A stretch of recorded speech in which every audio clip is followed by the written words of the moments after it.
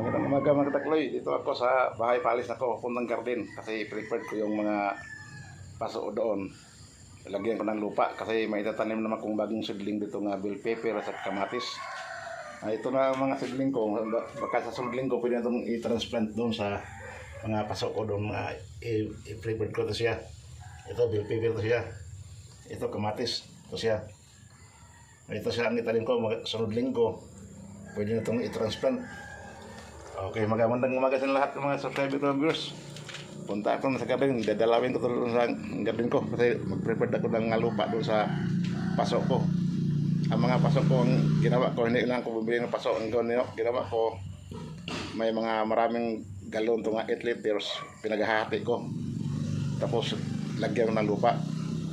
Pwede nila taniman ng bell pepper at kamatis.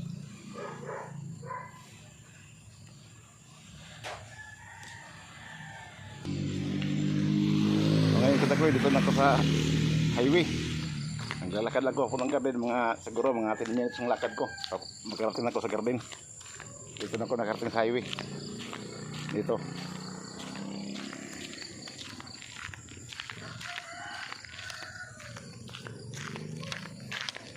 Ten minutes ang lakad mo sa garden, malapit lang.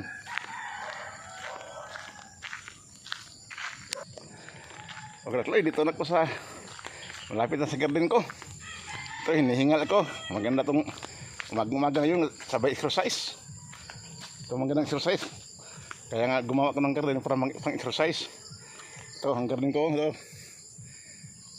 Papasok na ako sa loob para i-prepare ko ng mga lupa doon nga pang-tanim ko sa bell pepper at saka kamatis. Ito siya. Ito hanggang doon. Ito. Ito sa loob ang garden ko. Kasi nilagyan ko ng net para walang makapasok ng aso at saka manok.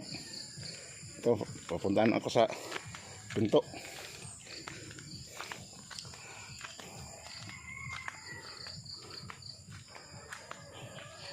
Ito na ang pintuan niya.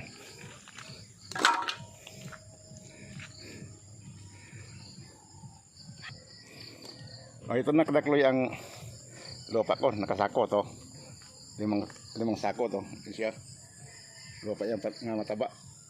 Yung minamix ko yung lupa, abo, saka buhangin at saka ipot. Ito siya. Nabawasan ko ng 3 hating sako. Nilagay ko doon sa matanim ko sa may bawang.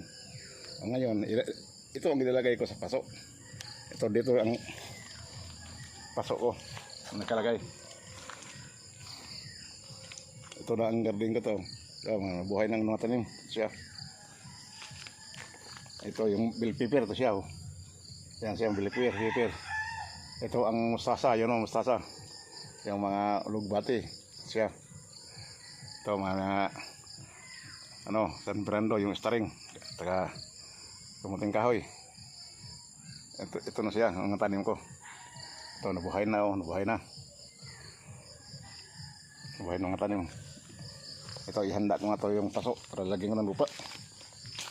Ito, mga lugbati ito. Ito siya. Ang mustasa, yun siya. Sana, kung nabuhay pa lahat ng mustasa ko, marami sana. Ito lang ang nabuhay. Kasi nung tanim ko nung una, wala pang bakod yun. Wala pang net. Ngayon na namatay dahil sa aso at saka manok, kinakalay-kayla. O siya daw, ito mga tanim ko yun. Yung mga bell pepper, siya.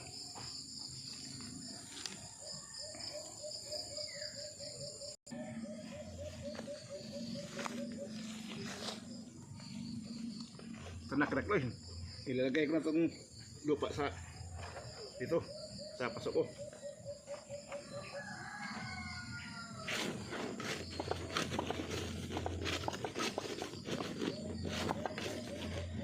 So,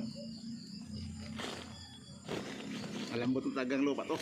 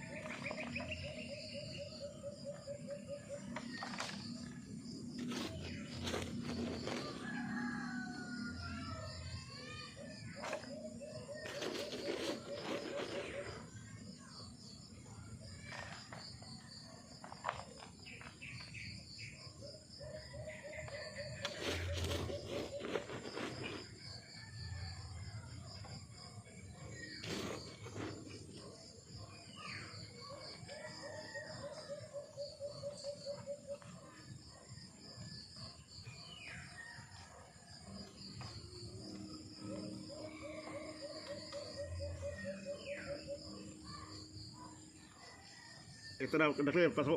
Ito, may lupa na. Bali, ang nilagyan itong lupa, bali 7 paso ang nilagyan ng lupa. Para i-prepared ko lang, kasi sa linggo itatanim, i-transplant ko na yung mga seedling kong bell pepper at saka kamatis.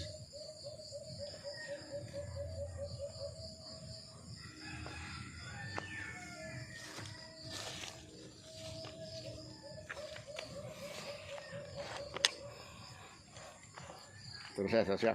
Nakita ninyo ang lupa ko to. Ito lang nalagyan ko ng isa. Okay. Magandang umaga sa lahat ng mga subscriber ko, mga viewers. Salamat. Yung mga hindi pa na-subscribe, subscribe na kayo. Thank you guys. Thank you for all. Thank you for watching. Thank you.